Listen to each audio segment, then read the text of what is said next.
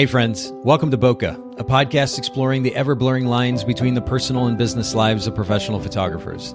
This is your host, Nathan Holritz, and I'm bringing you a special episode of the Bokeh podcast today called Workflow Wednesday. During these special edition episodes, myself and my co-hosts will focus on helping you develop more efficient daily and weekly workflows around post-production, communication, task and project management, time management, file and image management, and yes, the list does go on. We're going to save you an incredible amount of time in your work week, and we promise not to be too nerdy. This podcast is brought to you by Photographers Edit, custom image editing for the wedding and portrait photographer. Visit photographersedit.com. And hello. Hello. Welcome, everybody, to Workflow Wednesday. It is Wednesday, July 25th, at officially 12:32 Eastern. And we're 2 minutes delayed here due to a couple of technical issues we're trying to resolve. So we're gonna try to push this Facebook Live video out a little bit more. And while we do that, I just want to do a little bit of house cleaning, shall we say? But I want to welcome everybody to, or not even house cleaning, I guess just formal introductions. For those of you who have not actually been a part of Workflow Wednesday before, this is a special series, podcast, as well as Facebook Live series that we're doing at Photographers Edit that centers around the very thing that we're talking about, workflow, and more specifically, efficient workflow. And as nerdy as this topic might seem, it's something really that every single one of us as professional photographers or photography business owners at all, for that matter, are involved in one form or another, day in and day out. And so we thought, since Photographers Edit is so much about creating freedom and flexibility for the lives of professional photographers out there by handling their editing, it made sense for us to have conversation around workflow in general, figuring out how we can find more freedom, more flexibility in our day-to-day lives as business owners. And so that's what the series is about. We are on Facebook Live, and that is, you can see that each week on Wednesdays around 12:30 or 1 Eastern on facebook.com/photogsedit. That's the Photographers Edit Facebook page. And let me actually pop this up here on the screen. And I'll also mention, for those listening in, again, it's facebook.com/photogsedit. And that's what you're going to actually, and it looks like we're having further technical issues here. 1 second.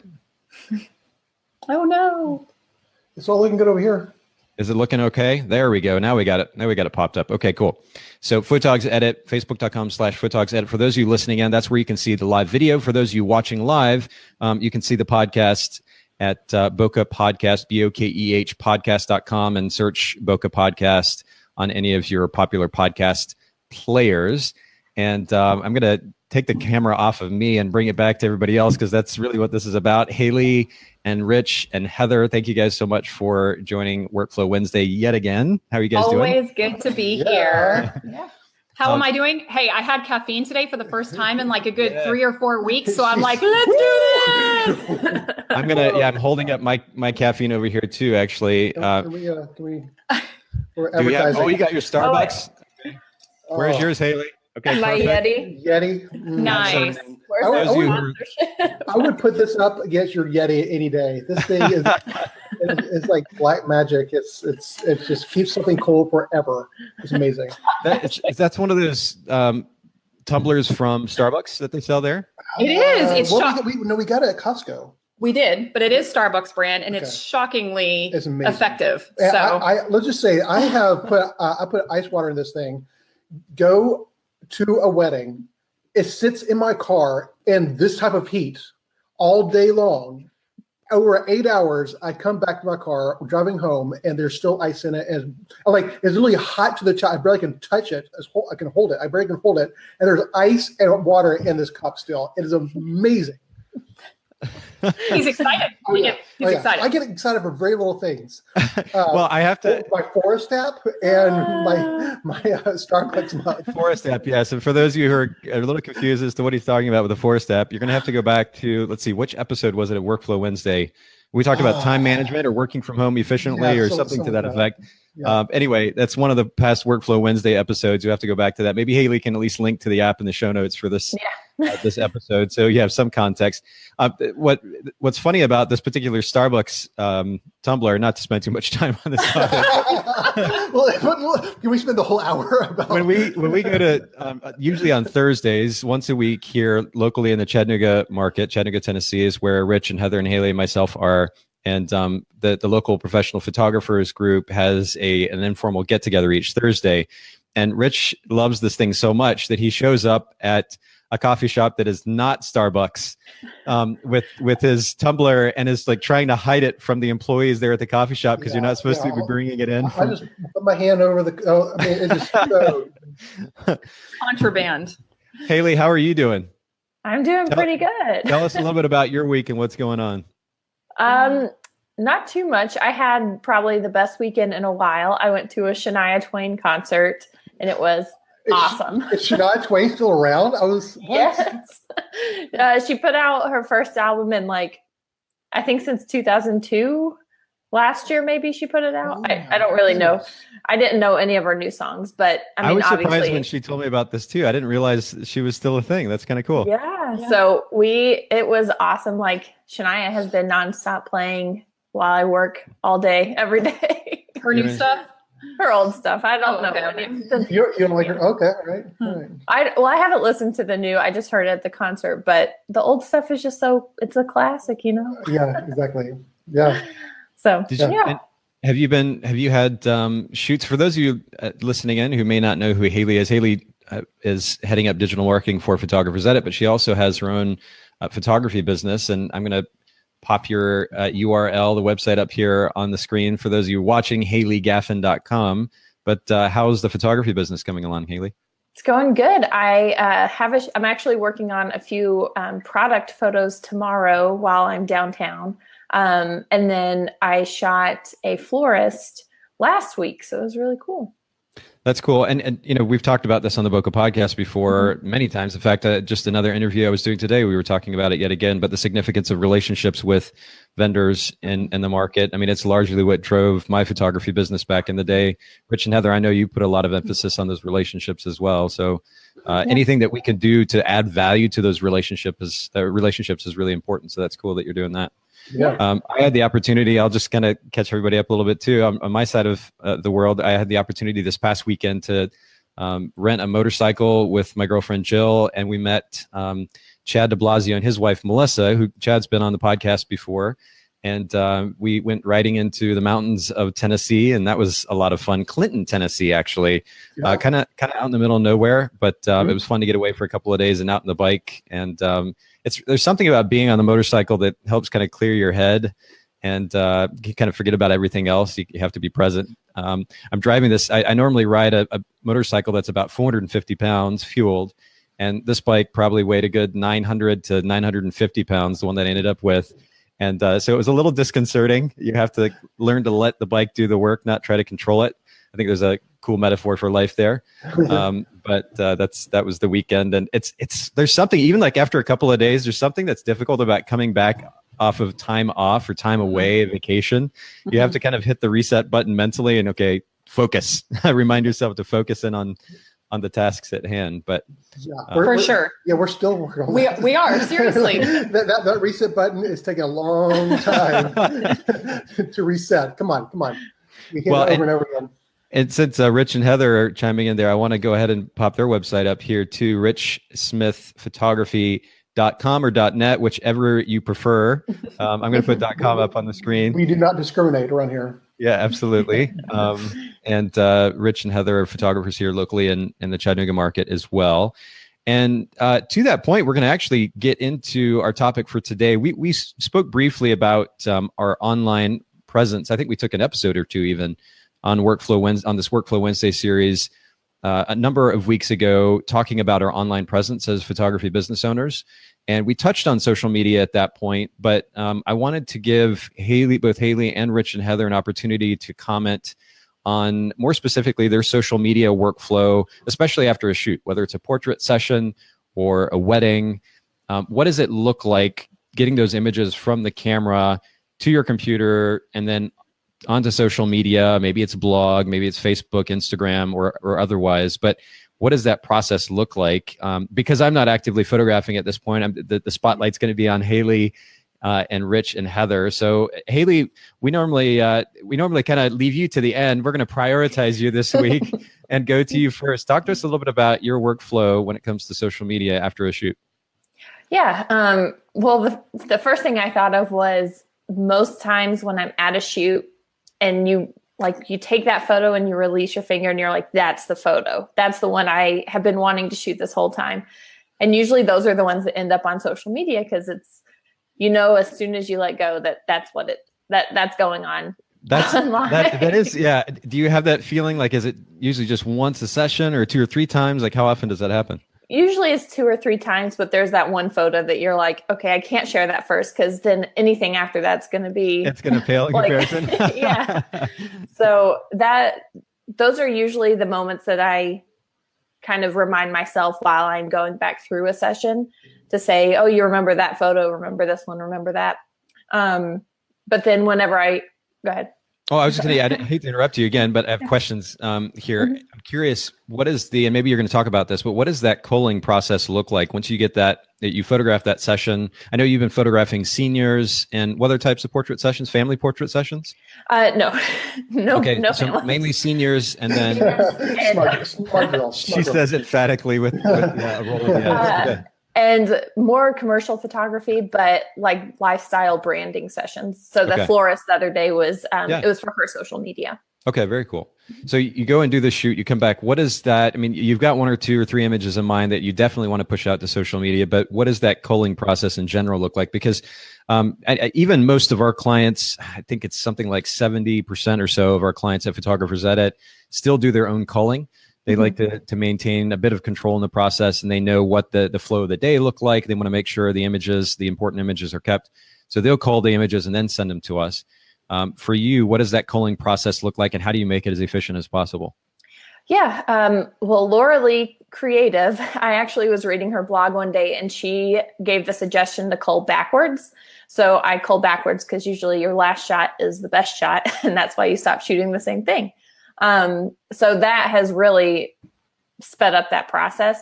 And I'm currently looking at, I'm looking at Photo Mechanic. I've never used it. So I'm culling in Lightroom. But I've heard Photo Mechanic makes it like 10 times faster. So I'm not there yet. Heather, do you use Photo Mechanic? No, and we have talked about this in an earlier Workflow Wednesday video, just the idea of simplicity and using minimal software.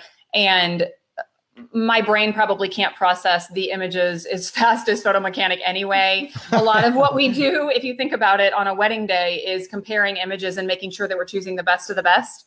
We're not spray and pray photographers where we're culling a massive amount of each section of the day. And so we really do want the best one. And our brains take time to figure out which those are. And so Lightroom has been perfectly fine for us. Faster, and I don't know that, again, my brain would be able to. Photo Mechanic is really designed for photographers who want to start downloading and culling immediately. And we just created our workflow where we don't do that. It's basically 2 separate things. Well, I import and into Lightroom and go to bed. And so the next morning, everything's been rendered, and then we can cull through it just fine, just as fast as Photo Mechanic. So we just really never needed Photo Mechanic. But I mean, but there's some people who want to start downloading and culling immediately, and which is great. Photo Mechanic is designed for those people. But what are you laughing about? Well, I'm laughing here because Haylee, we're not meaning to crush Haley's workflow by any means. I simply want to just kind of get some context as to whether you guys use Photo Mechanic versus not using Photo Mechanic. Right. To Rich's point, Photo Mechanic does do something better than Lightroom, which is to render those thumbnails much more quickly. I have no idea. I mean, maybe it's just a cost thing, although I think Adobe's pretty loaded. I'm not sure why Adobe hasn't purchased that technology from Photo Mechanic and implemented in Lightroom. it does, those images, or the thumbnails rather, do load so much faster. And there are a lot of people that want to jump right in, as Rich was pointing out, and be able to cull. The flip side of that is, yeah, you can import and walk away.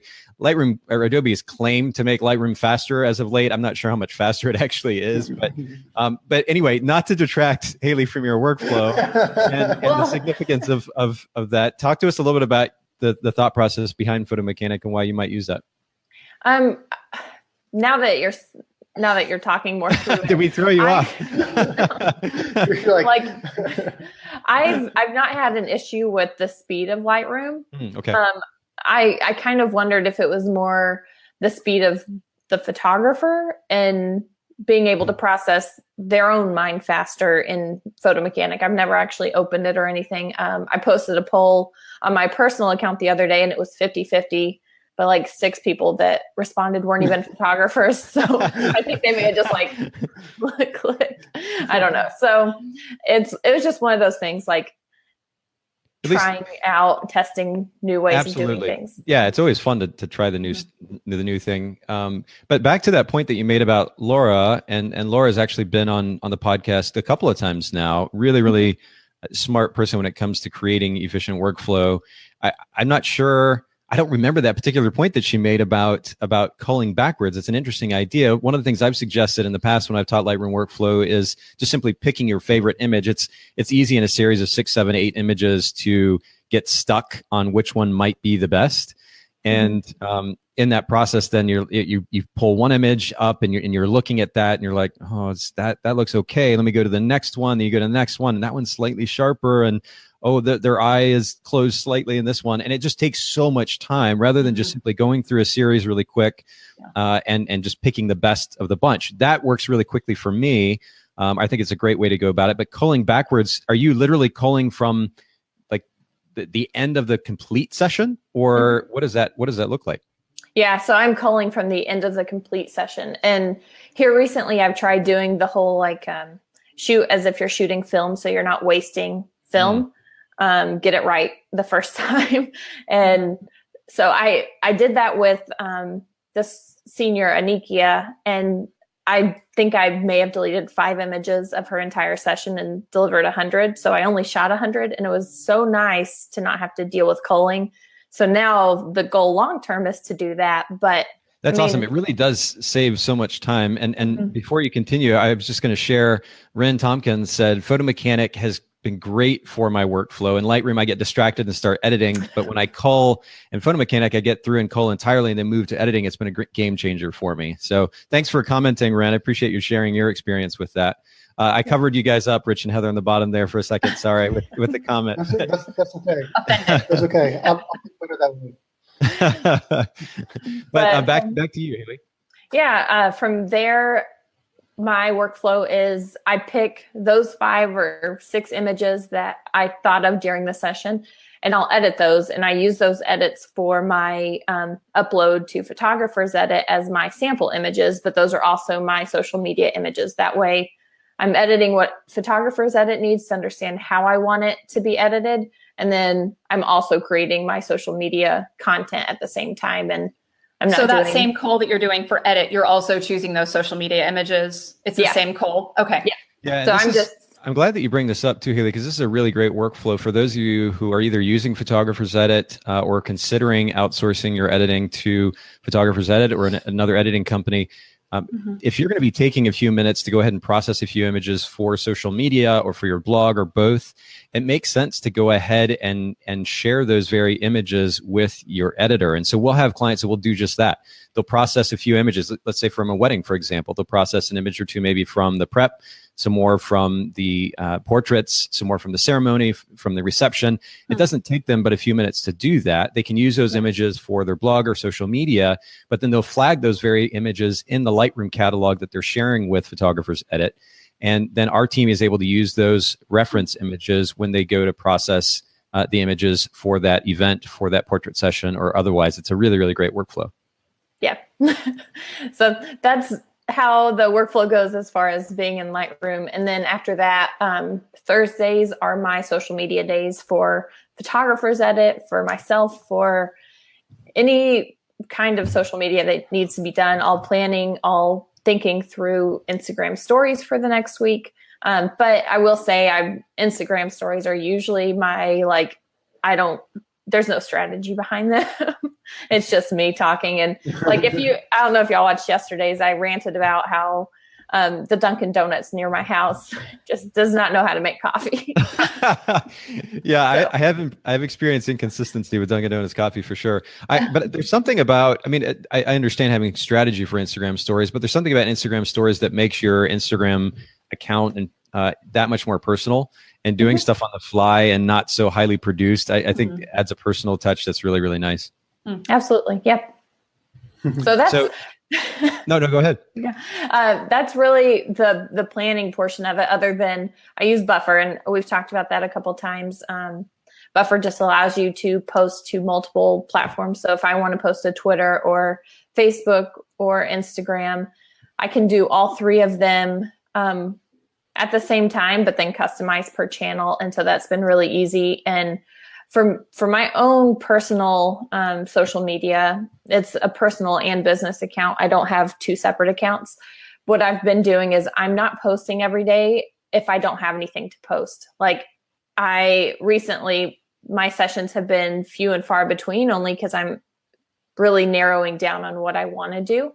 And so if I don't have images to post or to feature, then I'm not going to just waste a post just to have something online. That's interesting. So would you say, though, that you miss out on consistency of presence, or the presence of your brand in front of clients or potential clients by not posting? Is there any reason why you wouldn't go back and pull images from previous shoots to post there? Or what's your thought behind that? Potentially. As long as you're keeping up with your Instagram stories, I feel like you're still keeping that presence there. And I do post a lot more on Instagram stories than I do on my feed, because it doesn't require you to have, consistency or any kind of style to it. It's just your face or whatever else you want to put up there. So yeah, that's true. Well, and we've even been talking, you and I were just talking about this, I guess, yesterday, about the frequency with which we're posting on the Photographer's Edit Instagram account, because, the reality we have to keep in mind, while it is important to be consistent and being in front of clients or potential clients for the sake of brand presence, you're only these days, with the way the algorithms constantly shift, particularly on Instagram and on Facebook, you're only likely going to be on Instagram in front of your potential clients or clients so much. And because of that, does it make sense to post 2 or 3 times a day? Or does it make more sense to really dial in that one post at the time of the day that you're going to get the most engagement, and leave it at that? And so I think we're going to be experimenting with that a little bit moving forward. But I appreciate you sharing that workflow, Haylee. And any thoughts to add to that before we shift over to Rich and Heather?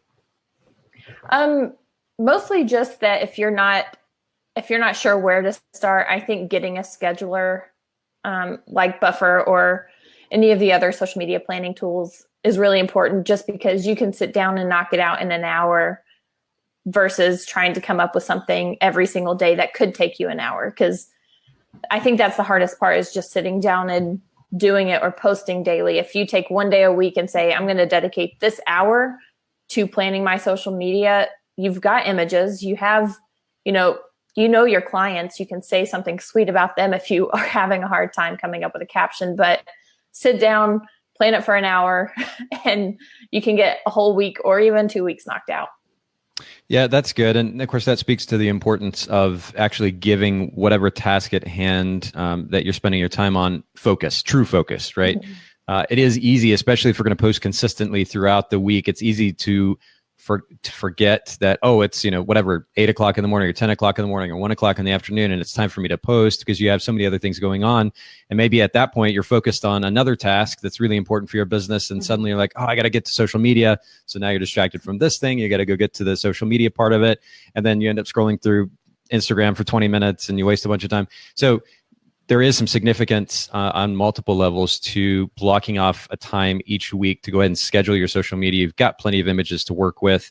And I think it's good too. I was actually just talking about this, I think in today's Boca podcast interview earlier today with a photographer, about how it's easy when we write copy to say the same thing over and over and over again. because most of us aren't writers. We're not copywriters. And so, most of the posts sound something like, I'm so excited to photograph, or it was such a wonderful opportunity to photograph ...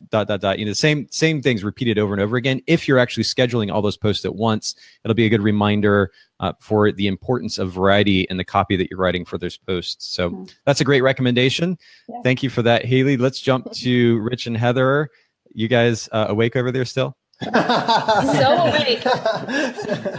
Yes, yeah. I always wonder how important is the copy is, because I know a lot of really famous photographers. All they do is put a quote by someone else, and they don't even write anything about the client. They just put a beautiful quote about clouds or sand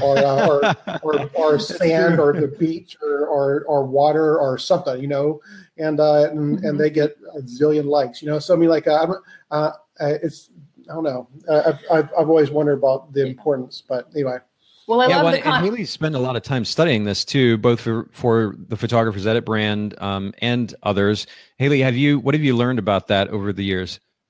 Yeah, what I found the most interesting is that most people don't read. They just don't ever read. And I've actually sat and read posts that other people have made about people not reading, because they're like, please don't comment how beautiful this is if you don't read this, because it's a really sad post, or whatever the case might be. So I think there is an importance to, sorry, my table moved. I think there is an importance to having great copy, but at the same time, like if you're spending an hour trying to figure out what to post to one image, don't waste your time spending an entire hour, because more than likely those 50 people that have liked your post did not read your post. Yeah, that's a great point. And I'm glad that you bring that up too, Rich. I mentioned this before on the podcast, I think, but I had an interesting conversation with my son. He's 16. And so very much in the throes of the social media world. And he had asked me a question. I saw that he had liked a post of mine. But then he asked me a question after the fact, which indicated that he probably hadn't read the text. And so we had a conversation. I was like, did you actually read the text in the post, or were you just liking it because it was me and you wanted to show that you cared about what I was posting or whatever? And he was like, yeah. So there's this tendency of, I think most people, and this is what Haylee's talking about, people spend a lot of time scrolling and not stopping and just quickly liking whatever grabs their eye and then moving to the next thing. So yeah, I think you've got an interesting point there, Rich. I think there is something to be said for not repeating ourselves. I mean, if you just take 5 minutes and go and look through photographers' Instagram feeds, the number of times that you see the phrase, I'm so excited, and then, fill in the blank to photograph so-and-so, or to shoot this wedding day, or to be a part of so-and-so's wedding day. It's amazing. And you think photographers had so much fun with, they have a great connection. So make a little bit of effort, use a little bit of creativity, and set yourself apart a little bit. But yeah, point taken, Rich. I'm sorry. Please continue. Well, what I was going to say is I love that when Haylee was talking, the conversation, the conversation of quality versus quantity came up, because that's something that we've struggled a lot with in our social media platforms, is that I tend to think that quantity is important and just having a consistent presence. But Rich has been really, and I think that this is one way in which running a business as a team is a good thing, because you have two different people with two different perspectives and differing ideas on what is the actual priority here. Why are we posting on social media? Who are we posting for? Is it for our existing clients to see our work? Or is it for potential clients? Is it for the vendors? Like, what is our philosophy that drives why we're even posting on social media? And I think that what Rich has done a really great job of is saying, for us, and this could differ for different people with successful businesses, but for us, our philosophy behind why we're doing what we're doing on social media is for the potential client. We are trying to attract our ideal client to us and draw that person in to who we are and why we're doing what we're doing. And so in that vein, the reason that we post the images that we do are because those images are showing the couples that we currently have. They're our dream client, our ideal client. interacting with each other in a really authentic way. And there's some emotion being shown. There's some energy being shown. And so I could cull through a wedding and I could flag a couple of images that I think are gorgeous. Maybe we were photographing a wedding in a really beautiful location, and there's this beautifully composed image of a bride and groom, and it'll grab me and it'll draw me in because it's aesthetically pleasing. But if there's no emotion being shown, and if there's no energy, or what it is that makes Rich love being a wedding photographer, then ultimately at the end of the day, that photo is probably not going to make it on social media. And it's basically just being super, super careful in the way that we curate our social media feed. And so over the years, we've gone, we've jumped around a little bit, and I don't feel like social media has been a super strong, aspect of our business, but we've tried really hard with what we have shared for it to be something that will attract our dream client. So there's not going to be, there might be a beautiful photo of a bride and groom looking at the camera because that's a safe shot that Rich gets in the wedding day, but it's not going to be on social media. It's very rare that a group photo of a wedding party, no matter how beautiful they are, it's very rare that photo is going to end up on social media. So I respect the fact that he's been extremely picky and selective with what we put out there. So do you want to speak to the privacy issue? Yeah. And before you guys do, if I can just comment too, because while you were talking, Heather, I actually pulled up Rich's. Let's see if I can get in front of the camera here. Rich's Instagram feed. And I mean, in fact, I was just looking at an image right here. Let me see if I can pull it back up of these two clients, Handstance and Tyler. So for those of you who are watching video, you can see this image. Beautiful, beautiful example of what Heather is talking about, the significance of emotion, raw emotion, real connection between a couple. And it's a beautiful example of your work, Rich, but certainly the style of photography that you're hoping to focus your time and energy on. Definitely. And naturally then, well, and then hopefully you're going to draw clients in that want that very thing. So I like that. And if I go back earlier and actually more recently in your feed, I'm noticing you might post once a week. In some cases, maybe 2 or 3 times in a week. It's not necessarily consistent, but what you are posting there is highly curated, and it reflects not only your style as a photographer, but your personalities as well, because you're sharing some personal stuff of your family too. And I will say that that's actually one thing that I feel like we haven't done very well is sharing photos of us in front of the camera. I do feel like that's an area that we really need to step it up because to make it more personal. Yeah, to make it more personal, to have any of our social media followers feel like, okay, I kind of feel like I know them a little bit. And I don't think we've done that very well. I do that on my personal private Instagram of our family. I'm posting tons of personal stuff, but on the business Instagram feed, I feel like we need to do a better job of that. That's so true. It is. That's so true. So that's definitely an area for growth. Nathan and I were just talking about that a couple days ago on how we can post a photo of us and our significant other and it gets, 100 likes. But if we post, specifically, if I posted a picture of work, like, a client or whatever, the only people that are liking it are the client, and I can't get as many likes. Like I could get 30 likes on an image of a client, but I can't get, 100 likes like I do on a picture of Stephen and I. Yeah. I think that just really goes to show all of our desire for human connection and for story, Yes. People, like if I go to a famous, even if I go to an extremely well-known photographer's page, I'm honestly more likely to look for photos of them and their life and who they are than I am necessarily to even look at their work. And I think that this is one area that we and many other photographers have gone a little bit askew, is not understanding people's need and desire for human connection and wanting to know who's behind the lens, who's taking these photos, what is their life like, do they have a family? Do I want to work with these people? Do I want to be with this person all day long on my wedding day? Do I, Yeah. No, it's a great point. It really is a great point. And there is a significance to the personal element that I think we do have to keep in mind. I think we're beyond it's funny. I remember when I first started in photography back in really around 2001 or 2002, I know, a long time ago.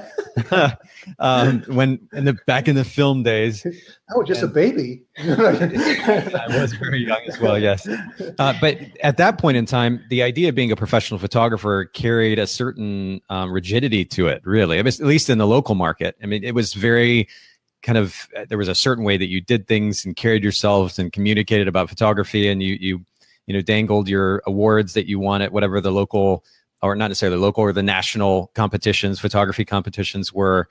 And there was a certain professionalism that you were supposed to maintain. And I love that we've moved away from that, and that the last thing in the world that we're going to show our clients these days is some award that we won, because nobody cares. Yeah. And really it speaks to the reality, which is that while photography is important and the quality of the photography is important, we should always continue to work at our craft. At the end of the day, people want to connect with you, the photographer. Yeah. And I think that there is significantly much more emphasis put on that now in our industry, and that's wonderful. I think that we could stand to even continue to do more and make the focus of that experience that you're creating for the client about the connection with them on a personal level, and maybe slightly less about the photography. The photography is great. Provide great photography. But if we focus more on the experience that we're providing for them, and of course, part of that experience being the connection with them, we'll have just raving fans. And of course, that translates to business as well. It's a wonderful thing. So great points again, but back to you and you guys, Rich and Heather. Yeah, well, I mean, what we first do is really just ask our clients, because we ask our clients when they first hire us whether or not it's even okay to put images of themselves on social media. And the only reason we've done this is simply because we have had some clients who are doctors or lawyers or even police officers or they're just really kind of wary about putting their personal lives online, that for when they have this really major professional life that they're really focusing on, so only about 5%. There's very few. 95% have no problem. Please, I love it. And but another thing we definitely start off with is in the wedding questionnaire that I sent about a month or 2 months before the wedding, I asked them, do you guys have a wedding hashtag? It's just a really good question to ask these modern day brides, because I want to know, hey, I'm going to be tagging tagging this wedding.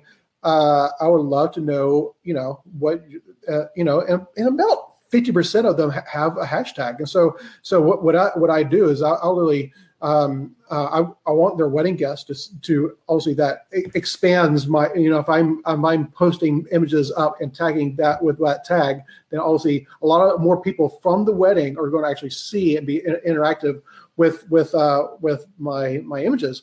And so, but also when I actually even send images to local vendors, I will even tell them, hey guys, tag it with this tag and everything. So I'm trying to be as helpful as possible for even other vendors in town. Like, I've gathered this information. It's very important. It'd be really great for you guys to do this with. So.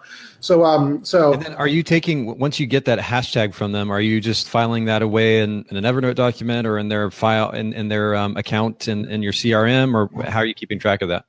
Yeah, it's in my CRM. I have it's in basically the wedding questionnaire where I just pull it up and I have all the vendors. I have the list of all the vendors and have everything in ShootQ.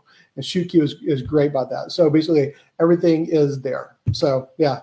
That's cool. Yeah. Well, and forgive the stepping away. I realized I didn't turn the camera or focus the camera just on you guys. So for those of you watching the video, you saw me step away. I was actually running out of power in my computer.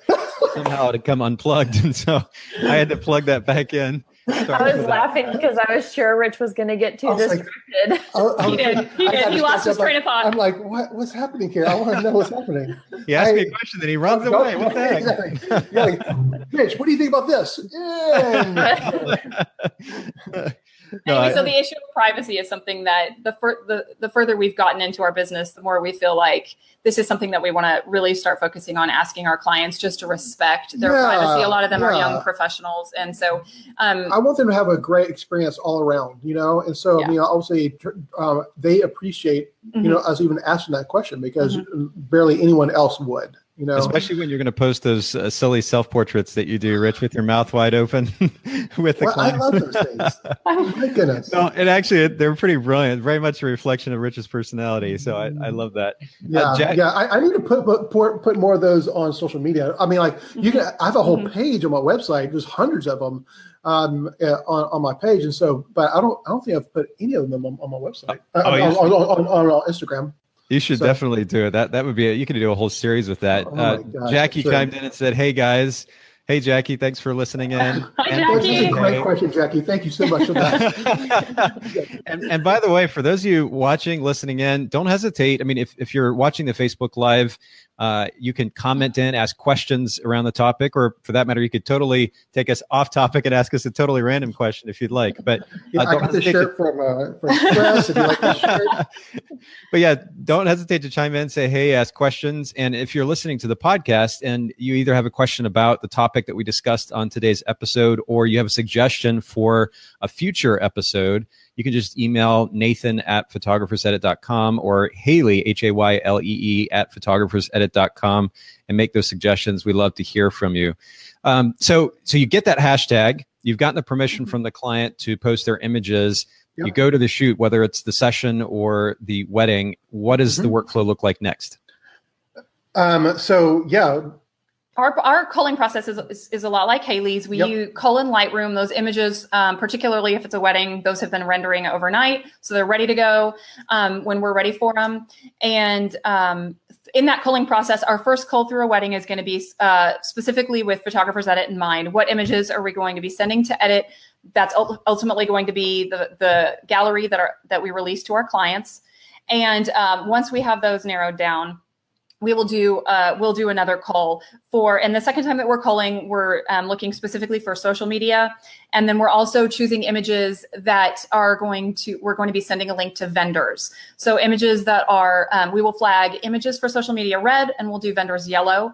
Another thing I've started to cull for in recent days is any images through that day that Rich and I maybe grabbed a quick shot of each other in action, behind the scenes type shots. I've started to flag those as well because I love being able to gather those images, and I'm compiling an album in Dropbox of just behind the scenes shots, which I really love through the years because it's cool to be able to see different places that our career has taken us over the years and images of us at work in those locations with our really great clients. So that's what that's a really great idea. I used to do that with my business partner as well. And it is fun to go look back through them because you've got a bunch of pictures with, you're making funny faces at your shooting partner, and maybe you capture a funny picture of them working with the client. At one point I know there was one of her holding an umbrella while she's simultaneously with the camera or something like that. But there's this whole series.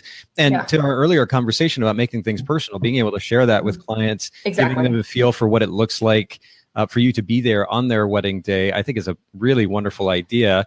By the way, Jensen Bell chimed in. Thanks for listening in and watching, Jensen. He said, is there a way to make a non-square image on the Buffer app? Hello to all, by the way. I want to come back to that because, Heather, I want to let you continue your train of thought. But Jensen, we'll come back to that question here in just a second. Heather, go ahead. Yeah. So then we've got our images flagged for social media. And I'll go in and I will we'll do an edit on Rich, or I will do an edit on those social media images. We will then, unfortunately, there's no way in Lightroom to export a photo to a PNG file, which is our favorite way to post on. That's our favorite file type to post on social media. And so is there a reason that's the favorite? Yeah, because Facebook is horrible. They will do. You put the JPEG file on. I mean, like you put a already compressed file onto Facebook, and they ruin it. It is unbelievable. So we'll open up those images real quick in Photoshop, and I'll just it's resizing and sharpening and saving it to a PNG file into Dropbox, into a folder that we have that's just called for social media. Yep. And then that's where those photos are, and that's where they are when we need to grab them. Mm-hmm. And then I'm gathering up hashtags. And so basically, we actually have a shared notes document where I'm Heather can, or I can really kind of like depending on what kind of we have a set of hashtags for any particular type. If this is a bridal session or an engagement session or a wedding session or whatever, and so and then if we need to tweak those hashtags, what I normally do is I will look for a particular, if it was like a barn wedding or something like that, I will look up barn wedding. And then I will actually look at the top images from that particular category and see what these top images, what they also tagged. And I'll actually get some great suggestions for some additional hashtags based on these people who have gotten, who are tons of likes, So I'm like, oh, I never even would have thought about this hashtag to apply to this barn wedding or whatever. But what I like about having that notes document is that you can spend a ton of time typing up hashtags if you don't have something there, like kind of like a framework of maybe 20 or 30 hashtags that you're going to use, just copy and paste on this, which you can do in Buffer. As we schedule our social media posts for the week in Buffer, you can just copy and paste those hashtags, that set of hashtags from our notes, and paste that into Buffer and save a ton of time that way. Yeah. So I've got a few questions here because you guys are talking about a variety of things. This is really good. I want to go back actually because I've got a question about hashtags, but I want to go back to the point that you made about exporting images and then going into Photoshop and converting to PNG. Have you ever used Photoshop droplets, where you set up the export workflow from Lightroom directly into Photoshop, where it converts that for you and drops it into a folder? No. I have in the past. I should do it right now, but I have not. I do not. This speaks to my. I mean, how long it's been since I had an active workflow as a photographer, but I'd have to go back and double check. I know the feature, the option exists still in the export dialog box in Lightroom. So if you go. The keyboard shortcut on a Mac is Command-Shift-E to export images, and it'll bring up the export dialog box. If you scroll all the way down to the very bottom, there's an option there for an additional portion to your workflow. You can choose a Photoshop workflow or an action, and Photoshop, as far as I know, this feature or functionality still exists, had something called droplets, and they were basically like mini applications or mini workflows. And you could create that workflow, which was to open an image, convert it to PNG, and save it to a particular folder. And then what happens is you go to export from Lightroom, you set up all your settings for the actual images themselves, and at the very bottom of that export dialog box, you choose that particular Photoshop action or droplet, and it automatically, after exporting all the JPEGs, will then grab those JPEGs, convert them to PNG in this case, and save them to a designated folder. It's a pretty cool thing. Saves a lot of time, minimizes the need for you sitting there and manually converting individual images to PNG. So I just want to throw that out there for all those listening in. It's a great option. Yeah. And then the other question about hashtags, you mentioned having a group or selection of hashtags that you can kind of copy and paste into posts. And maybe Haylee can chime in on this too. But Rich and Heather, have you guys found, are you occasionally or even consistently changing out those hashtags so you don't kind of wear out their welcome, if you will? We do. We do. We think about each individual post manually, but there's a great kind of like a foundation of hashtags that pertain to what we do that would be relevant for pretty much any post that we're making. And then we tweak and we do some individual hashtags on each post, but and Haylee, can you chime in on that too? It's what have you learned over the years about the frequency with which hashtags need to be changed out or switched out? Well, Instagram recently came out and said that there's no shadow banning, like the hashtags you're using. If you continue using it, there's no it doesn't hurt you to use the same ones all the time. So if anyone's telling you that, that's not true. Instagram just came out and said that. But we, at both Photographers Edit and for my own Instagram, we have the same thing. We have a document of portrait hashtags, maternity hashtags, newborn hashtags, wedding, engagement. And then what I do specifically for Photographers Edit is I've gone into each of those photographers' pages and I've looked, or their Instagram pages, and looked through all of their hashtags as well. And if they're in Arizona, I choose the Arizona bride hashtag, Arizona wedding photographer, Arizona, everything that's local to them, so that both, potential clients could see the photographer being featured on our page. And it's helpful for us to get, the engagement and the impressions, but it's also helpful for our photographers as well. Okay. And another thing that we need to focus on individually for each post is the team of vendors that worked on that particular event. And that's going to change each time. That particular group and combination of vendors is going to change. So we try to hashtag the name of the vendor's business, and also tag their Instagram handle in the post as well. So those are things that are unique to each image that you can't necessarily do a bunch of shortcuts for. You just have to spend a few minutes doing that. Yeah, it can take a while too, especially if you don't have a good workflow in hand, because you're trying to gather up the right tags. You got to gather up the different vendors who worked on this wedding, and it can be time consuming even if you have good systems in place. To be honest. Yeah. Yeah. Unfortunately, work isn't always easy, right? Right. I mean, let's be honest, right? That's just reality, and that's okay. We have to be okay with it. But you mentioned, and we've only got about 9 minutes here, so I don't want to take too much time with follow-up questions. But you guys are bringing up some interesting stuff. One of the things that you mentioned just now, Heather, was vendor hashtags, and earlier you had actually pointed out that you were exporting images specifically, or at least flagging images specifically for vendors. You're giving them a particular color flag, and then it's easy to come back to those later, or do you go ahead and export those to a folder during the workflow as well? Yeah, we typically come back later, but we try to get a link.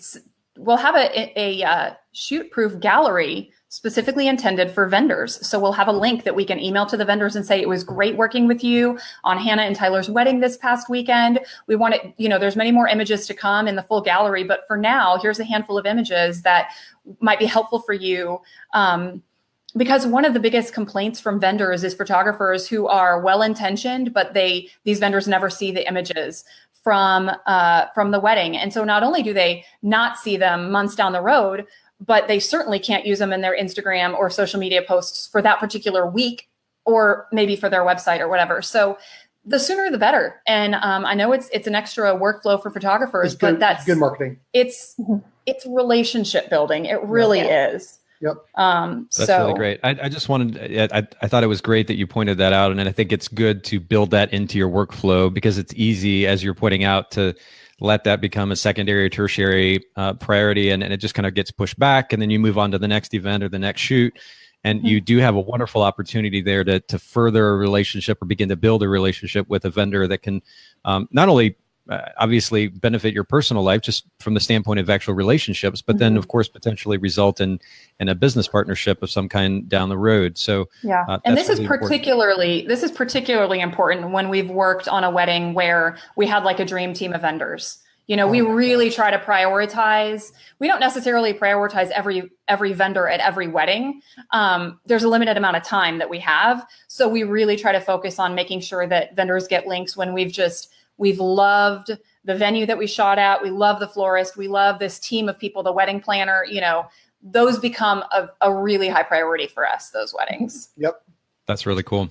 So beyond this, I mean, you've prepped the hashtags and you're going to, do you have an actual schedule as far as posting images, or you just kind of do it when it works best? Or no. Heather, you're shaking your head. You can go back in your images and actually in Instagram and look at the stats on it, and you can actually see when most people you can actually see the people who are following you, and you can see that actually their schedule, the time of the week that the people following you are most active, or the time of day, any particular day, the people who are following you are most active. And so that's what we kind of like follow that schedule. We're like, okay, the people following us, Instagram really tells us the majority of the people are online at this particular time on this particular day. Yeah. The only day that we really, like Fridays just tend to be like everybody's, they just got off work. They're going to go,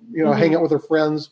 We get very little interaction on Friday nights. And so, but most other nights around 9 p.m. Yeah, around 9 p.m. Our followers are very active around 9 p.m. on weeknights. So yeah, that's really interesting. Go ahead. No, so in Buffer, that's when we schedule in Buffer. So that makes sense. Yeah, Haylee and I were just having this conversation about the fact that she and I have both seen, at least on our personal accounts, the most engagement when we post around 8 o'clock in the morning. And so it's good to be aware, especially of your followers and their behavioral tendencies, when you're going to get the most engagement and actually capitalize on that, as opposed to just kind of randomly posting.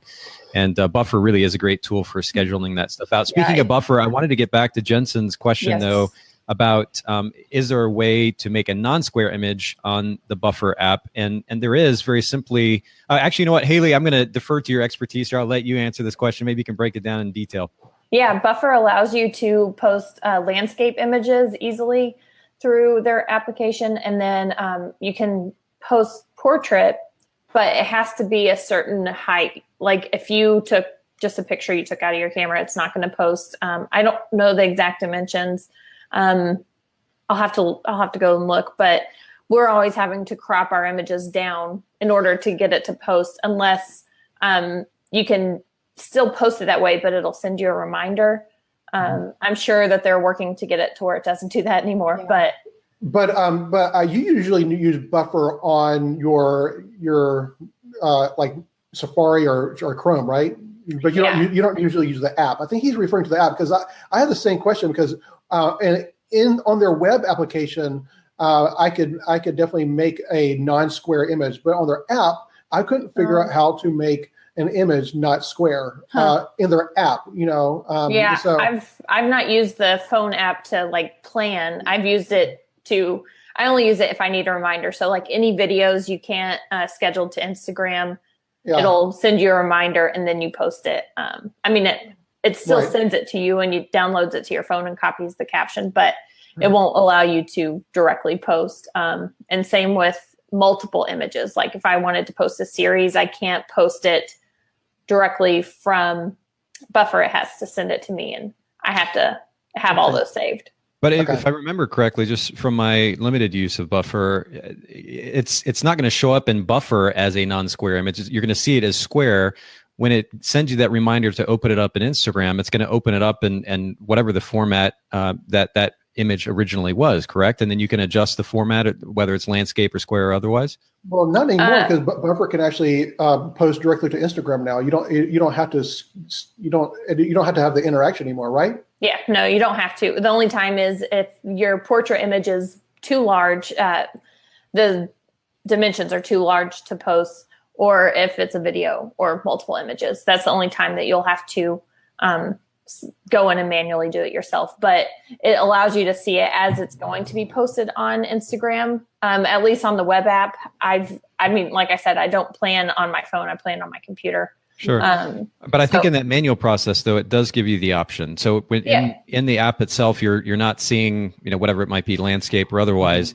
But then when it manually gives you the option to open that up in Instagram and post it, then you can at that point designate what format that's actually posting in. But yeah, it's weird that they don't have that functionality built in to accommodate the various formats that Instagram's going to accommodate anyway. Hopefully they'll update that soon. Yep. Okay. Well, I want to respect everybody's time. We're here about the hour mark, and I appreciate Rich and Heather and Haylee taking time to share their perspective, their workflow when it comes to something like this, which is really a loaded topic. I mean, one episode is probably doesn't do it justice, but at least gives some ideas maybe to those listening in or watching as to how they can approach their social media workflow after a shoot. Even something like culling backwards. I mean, that in and of itself, you're talking about improving efficiency and time, or even the method that I mentioned too, using that P key, which flags the images, of course, in Lightroom, to just simply pick from a series of images the one image that stands out to you. Just pick that one, go to the next series, pick that one, go to the next series, rather than worried about those images that you don't want. That switch in mentality can also make a difference in efficiency. But I love the perspective, the thought process behind this all. Heather's point again about the vendors, the significance of saving images to share with the vendors and doing so right away, so important, especially for the sake of developing relationships that will ultimately benefit your business as well. So thank you guys for sharing. Any last words of advice or comments that you want to add before we close out? I don't have any golden nuggets. Nope. You got them already. We got them all. Okay, well, perfect. Just in closing here, a reminder for those of you watching Facebook Live, make sure you go to bokehpodcast.com and you can listen to this episode via audio and pretty much any podcast app that you can think of out there. Bokeh Podcast is there. So make sure you check that out. You can download it. For those of you listening on the Bokeh Podcast, you can also check out Facebook Live. And of course, these videos will be there on the Photographers Edit Facebook page, facebook.com/photogsedit, PHOTOGSEDIT. I don't know why I always have to think about that, but facebook.com/photogsedit. And you can see the live videos and comment live, or you can just go back and watch the videos and see the illustrious Rich Smith in all his glory. All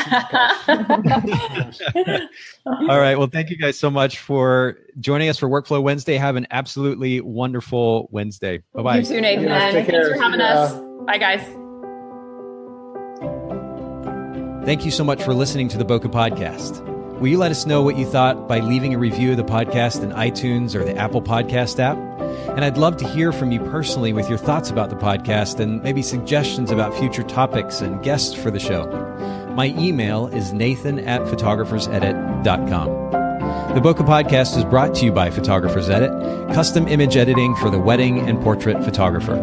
Visit photographersedit.com.